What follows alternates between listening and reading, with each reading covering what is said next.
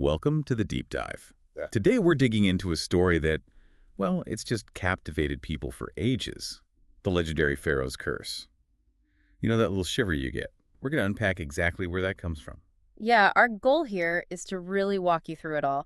We'll start with the discovery of Tutankhamun's tomb, which was dramatic enough on its own. Right. Then dive into those, sensational claims about a deadly curse that just exploded worldwide. And finally, we'll look at the maybe surprising rational explanations that came later. We really want you to get a solid grasp of this famous legend, separating the actual history from the really good storytelling. Okay, let's paint the picture a bit. Early 19th century, honestly, what people knew about ancient Egypt back then was pretty limited. Very limited. We think pyramids, right. But those massive structures were mostly for burials between the, 3rd and 13th dynasties. That's right.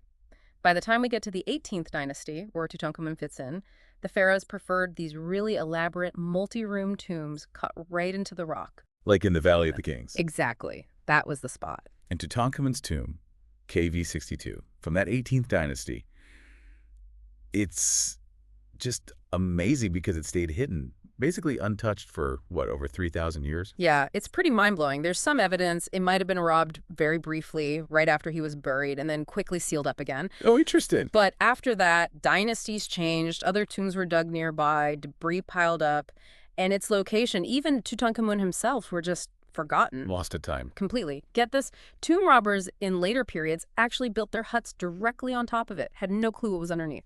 That's incredible preservation.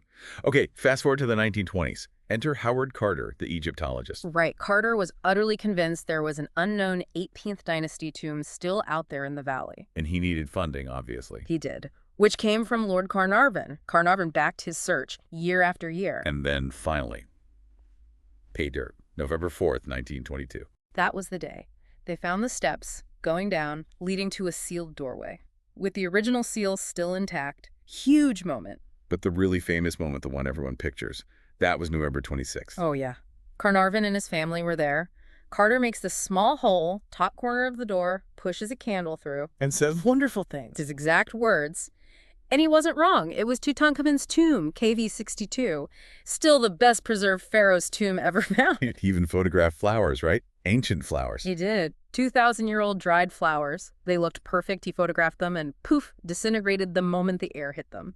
Shows you how perfectly sealed it was. Wow. So they start cataloging everything in the outer rooms. Yeah. Which took ages because Carter was incredibly meticulous. 10 years it took him just to empty it properly. He was obsessed with doing it right. And after all that careful work, they finally reached the main burial chamber. The sarcophagus. The heart of the tomb. And that's when the story turns, right? That's when, according to the legends, people connected to the tomb started dying. Yeah, that's the pivot point. The beginning of La Maldición de Tutankhamun. The curse of Tutankhamun. So how fast did this curse narrative actually catch on? Almost instantly. The first big domino to fall, the one that really kicked things off, was Lord Carnarvon himself. The financial backer? The backer, yeah. Now, it's really important to remember, he wasn't in the best health to begin with. Right, you mentioned the car accident. Exactly. Years before, a bad car crash had messed up his lungs. That's why he spent winters in Egypt. The dry climate was better for him. Okay. So March 1923, about 4 months after they first peered into the tomb, he gets bitten by a mosquito. Okay. Happens all the time in Egypt, I imagine. Pretty common. But then he accidentally nicked the bite while shaving. It got infected. Oh, no. Developed septicemia, a really bad blood infection, and then pneumonia set in. He died on April 5th. And crucially, no antibiotics back then. None. Penicillin wasn't around yet. So septicemia from something seemingly small like an infected cut could absolutely be fatal. But the papers weren't going to focus on the lack of antibiotics, were they? Not a chance. The sensational stories started immediately. Things that were totally unconfirmed, by the way. Like what? Well, there was the story that Carnarvon's dog, Susie, back in England, howled and just dropped dead at the exact moment he died in Cairo. Seriously? That was the story. And another one claimed all the lights in Cairo went out at the moment of his death.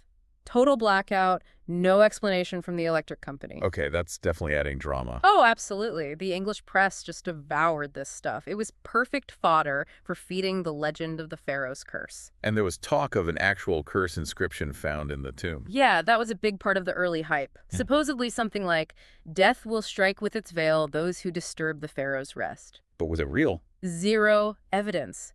It never appeared in Carter's incredibly detailed notes. And the wall where it was supposedly found, they actually knocked that wall down to get into the burial chamber. So pure fabrication. Seems like it. It was myth-making in action. The press knew people were fascinated by ancient Egypt, by curses, by mystery. They just wove it all together. And people bought into it, even prominent people. Oh, absolutely. Sir Arthur Conan Doyle, Sherlock Holmes's creator, he was a believer. But then again, he was heavily into spiritualism. His wife was a medium. Ah, okay, context. Right. And the writer Marie Corelli claims she knew of some secret Arabic manuscript about the curse. Never produced, of course. Convenient. And even an archaeologist, Arthur Weigel, jumped on the bandwagon and conveniently published a book about the curse right around that time. It felt like everyone wanted it to be true. So the narrative needed more fuel, more victims. Exactly. And sadly, there were other deaths that got linked to it. Carnarvon's brother, Audrey Herbert, he was there when they opened the burial chamber. What happened to him? He died back in London a few months later. The paper screamed curse, but the reality, sepsis again, after some really bad dental work. Tragic, but explainable. Okay. Who else? Arthur Mace, one of Carter's team who helped knock down that wall, he died in Cairo not long after. No clear cause given at the time, which just fueled speculation. Right. Sir Douglas Reed, the radiologist who x-rayed the mummy, he got sick and died a couple of months later in Switzerland. Even Carter's secretary died of a heart attack, and then her father committed suicide. They got lumped into the curse narrative, too, even with no direct tomb connection. Wow. They were really stretching it. They were. A Canadian professor who visited the tomb died of a stroke back in Cairo. I mean, the list grew. And wasn't there something about a wound on the mummy matching Carnarvon's bite? Oh, yeah, that was another wild claim. Highly dubious, scientifically speaking, but fantastic for newspaper headlines. Said Tutankhamun had a lesion on his cheek exactly where Carnarvon's fatal mosquito bite was. Just fed the frenzy. Completely. By the early 1930s, some papers were claiming like 30 deaths were linked to the curse.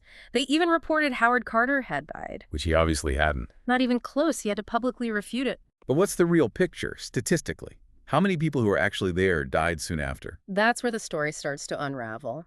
Apart from Reed, the radiologist, most of the autopsy team lived long lives. The main doctor lived to be 75. And Carter himself, the main guy.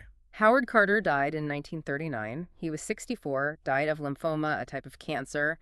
That was a full 17 years after opening the tomb. And only after he'd finished his monumental work cataloging everything. 17 years. Yeah. Doesn't exactly scream instant curse. No, not really. Yeah. And as time went on and there weren't more big, dramatic deaths connected to the core team, the media frenzy sort of died down for a while anyway. But these things have a habit of popping back up, don't they? They do. In the 60s and 70s, some artifacts from Tutankhamun's tomb were sent on tours to museums in Europe and elsewhere. Right, I remember hearing about those exhibitions. Well, a couple of the museum directors involved in arranging those loans died not long after, and suddenly, whispers of the curse started up again. There were even stories of minor accidents happening to the flight crew who transported the treasures to London. Little things, but enough to keep the legend alive. And wasn't there an actor? Ian McShane, yeah. That was in 1980. He was cast to star in a film called, literally, The Curse of Tutankhamun. Oh, the irony. Right. Just before filming started, he had a bad car accident, broke his leg, and had to be replaced in the movie. People immediately said, see? The curse. It just goes to show how sticky these narratives are. Once they're out there, anything vaguely related can be seen as proof. Absolutely. The story itself becomes powerful. Okay, so we've got the discovery, the deaths, the media hype, the later echoes. It's a great story. But let's pivot to the explanations. What's the rational take on all this? Well, the biggest explanation, and probably the most accurate, is simply sensationalist journalism. The press in the 1920s loved this kind of stuff. They created the narrative, basically. To a large extent, yes. And the statistics just don't back up a widespread deadly curse. Remember that study? Right, 58 people present at the opening. Yeah, only 8 of them died within the next 12 years. That's Yeah. not statistically outrageous for the time period and demographics. Especially considering some were already older or had health issues, like Carnarvon. Exactly. And Carter living 17 more years, the main doctor living to 75, it just doesn't fit the instant death curse model. Okay, so press hype is number one. What about other theories? Conan Doyle mentioned fungi or molds. Yeah, his idea was that ancient Egyptians might have deliberately put toxic molds or something in the tombs as a kind of biological booby trap. Is there any science to that? Could tombs actually be dangerous? Well, yes, ancient tombs can harbor some nasty stuff. It's not likely they were weaponized toxins like Conan Doyle imagined, but But what? recent studies actually looking inside newly opened tombs have found potentially pathogenic bacteria. Things like Staphylococcus and Pseudomonas, and molds too. Aspergillus species are pretty common. Aspergillus. Isn't that black mold? Yeah, Aspergillus niger is one type, Aspergillus flavus is another. Some of these can produce mycotoxins, which aren't great for you. Okay. And you mentioned bats earlier. Right. Bat droppings, guano, in a sealed space can contain spores that cause histoplasmosis, which is a lung infection. So there are potential biological hazards. Definitely. And this is but these things are usually only really dangerous to people whose immune systems are already weak. Like Carnarvon, perhaps, with his lung issues. Possibly. His weakened state might have made him more susceptible to any infection, whether from the tomb or just, everyday life back then. Are there other environmental risks? Gases? Potentially. Air samples taken from inside sealed sarcophagi sometimes show high levels of ammonia, formaldehyde, even hydrogen sulfide. Nasty stuff. Well, would you smell those? You would. They have strong, pretty unmistakable odors. So accidental poisoning seems less likely than, say, a low-level exposure to mold spores over time. And again, we have to come back to the medical reality of the 1920s. Absolutely crucial. No antibiotics, sepsis, pneumonia, these were major killers. An infection that we treat easily today could absolutely be fatal back then.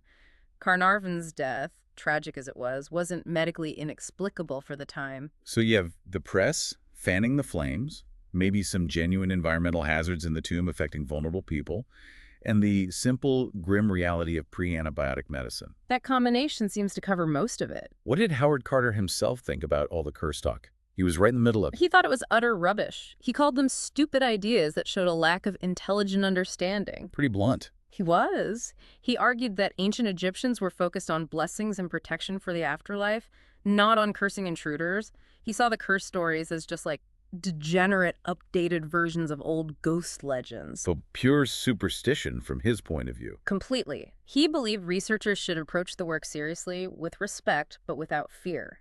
He dedicated years to that tomb, meticulously, and wasn't about to let superstition overshadow the actual discovery.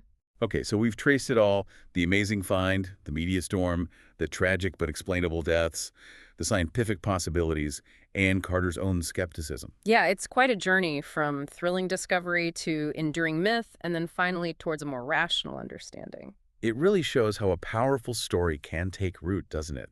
Especially when it taps into our fascination with ancient mysteries and, well, death. Absolutely. The facts might point one way, but a good story, a spooky story, that has its own kind of power. So, thinking about that power, what does the fact that the Pharaoh's curse still resonates today tell us about ourselves?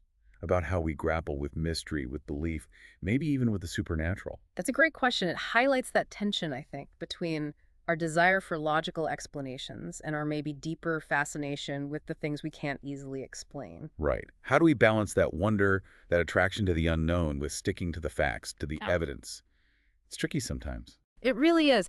And it makes you wonder, doesn't it, what other famous historical curses or legends are out there that might just be fantastic stories waiting for their own deep dive, waiting for someone to untangle the myth from the reality. Definitely something to think about. Thanks for exploring this one with me. My pleasure. It's a classic for a reason.